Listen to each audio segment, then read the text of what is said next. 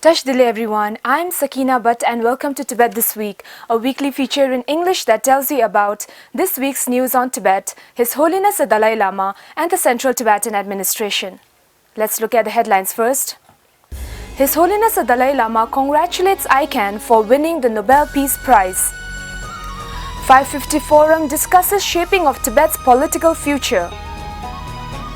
The Tibetan spirit is indomitable despite Chinese repression. His Holiness the Dalai Lama at 550 Forum. Two-day meeting of Task Force on Negotiations held in Dharamshala.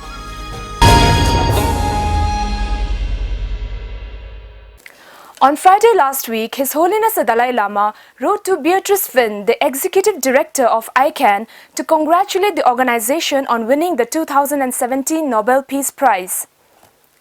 ICANN International Campaign to Abolish Nuclear Weapons has been awarded this year's Nobel Peace Prize for its sustained efforts to eliminate nuclear weapons throughout the world. The Norwegian Nobel Committee has decided to award the Nobel Peace Prize for 2017 to the International Campaign to Abolish Nuclear Weapons, ICANN. His Holiness the Dalai Lama said, "In these times of great uncertainty and upheaval in many corners of the world, the work of ICANN is of the utmost urgency. It is therefore most fitting that the Nobel Peace Committee has recognized the endeavors of ICANN. I pray that there will be concerted and vigorous efforts to achieve a world without nuclear weapons." His Holiness the Dalai Lama has supported ICANN's work since 2008.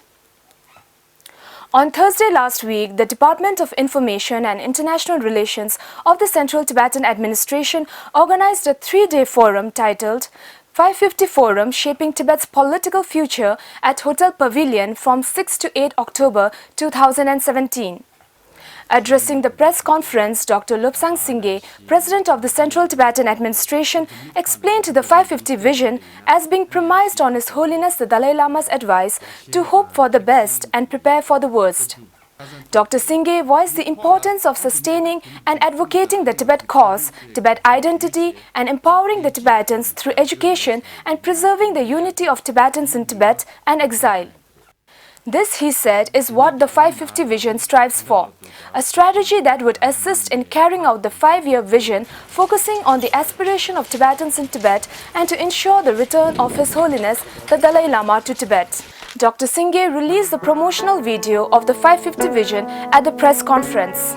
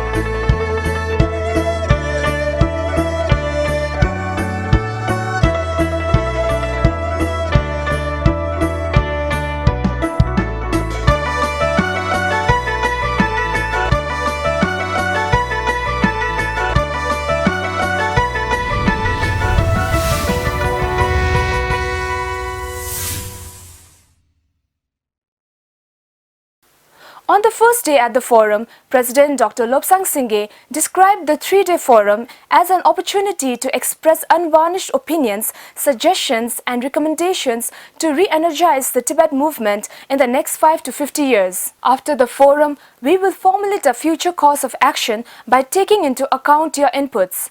Therefore, we would want you to advise us just as you would advise your respective governments or organizations that you work for, he said. He also spoke about the depressing political situation prevailing inside Tibet and called for redefining the Tibet narrative to create an increased discussion on Tibet in the global political discourse. On the second day, His Holiness the Dalai Lama shared his views of the degeneration of Tibet as a nation after the fall of the Tibetan Empire. His Holiness also recalled China's attempts to annihilate Tibetan religion and culture during the Cultural Revolution and urged Tibetans around the world to remember their roots and to work for the Tibet cause in whatever capacity they can. His Holiness the Dalai Lama also encouraged the inclusion of secular education in academic curriculum. His Holiness also lauded India for being a beacon of harmonious coexistence in the world. If India, a country of huge population with different religious backgrounds, can maintain religious harmony, why not the rest of the world? His Holiness asked and said religion should be a source of joy and brotherhood. On the third day, President Dr. Lobsang Singye thanked the participants and said the Tibetan administration would look into all the recommendations. Dr. Singye also spoke on the Rangze versus Umilim discourse and clarified that the Tibetan administration is not against Rangze advocates.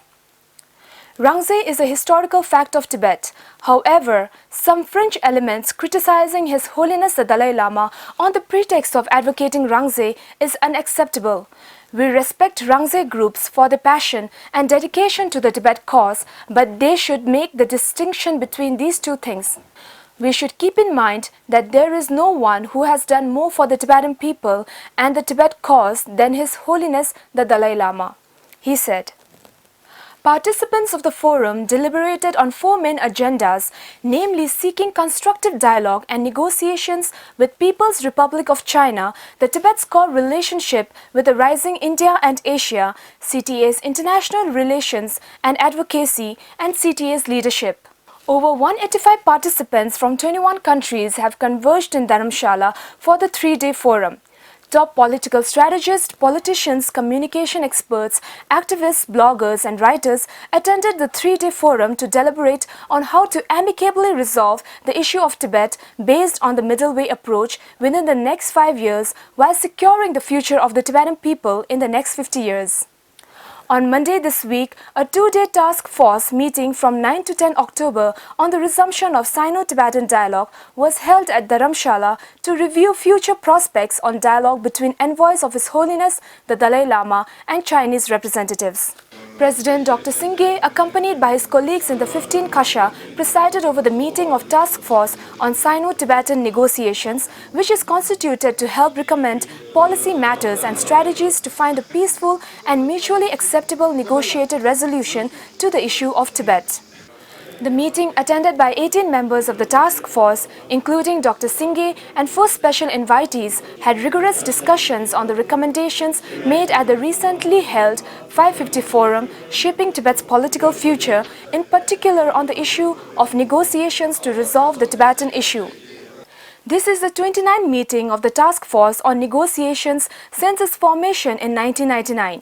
The last meeting of the TFN was held in July 2016 in Dharamshala. So much for this week. See you next time. Have a great weekend.